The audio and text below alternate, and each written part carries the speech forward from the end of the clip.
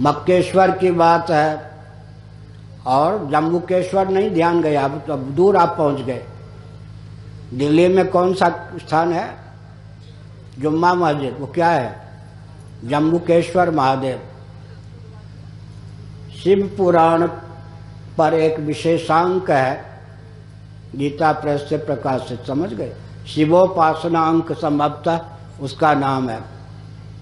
उसमें जम्बुकेश्वर मक्केश्वर महादेव का वर्णन है, और विधर्मियों के हाथ में वह है। अब रह गई बात परंपरा से, शास्त्रों में तो उल्लेख संभवतः नहीं है, अमरनाथ हैं या नहीं? हिम बर्फ, गुफा विशेष में हिम बर्फ के वो बनते हैं, तो शिवलिंगाकार होने के कारण आस्था का केंद्र है।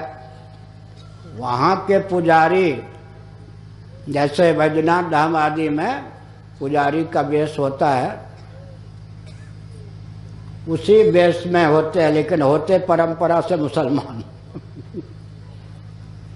कहाँ के? अमरनाथ के। ऐसा मैंने सुना, अमरनाथ के पुजारी होते मुसलमान, लेकिन वेशभूषा पूजन के समय जैसा होना चाहिए ब्राह्मणों का वैसा ही होता है। तो उनके नियंत्रण में आजकल है जम्बुकेश्वर और कौन? मक्केश्वर।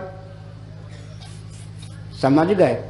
समय समय पर आप सुन लीजिए, नेपाल में पशुपतिनाथ हैं या नहीं? भगवत पाद शिवावतार शंकराचार्य महाभाग ईस्वी सन से 507 वर्ष पूर्व हुए। उस समय न मोहम्मद विश्व में कोई थे, न उनके अनुयायी, न ईसा मसीह थे, न उनके अनुयायी। शंकराचार्य के समय को विकृत करके प्रस्तुत किया गया है, ये अंग्रेजों की कूटनीति है। आप निकेश जी, ऋषिकेश ब्रह्मचारी जी से सुन रहे थे प्रवचन। लेकिन नेपाल के राजा जैन हो गए थे, समझ गए? तो भगवान शंकराचार्य ने जब नेपाल की यात्रा की, तब पशुपतिनाथ का पूजन विधिवत शिवलिंग के रूप में हो, इसके लिए पहले नेपाल के नरेश को उन्होंने पुनः वैदिक सनातन धर्म में आस्थान्वित किया। ऐसे रामेश्वरम जो हैं, उन दिनों जिस पंथ का वर्चस्व था भारत में, उनके ख्यापक देव के रूप में पूजित प्रतिष्ठित हो रहे थे।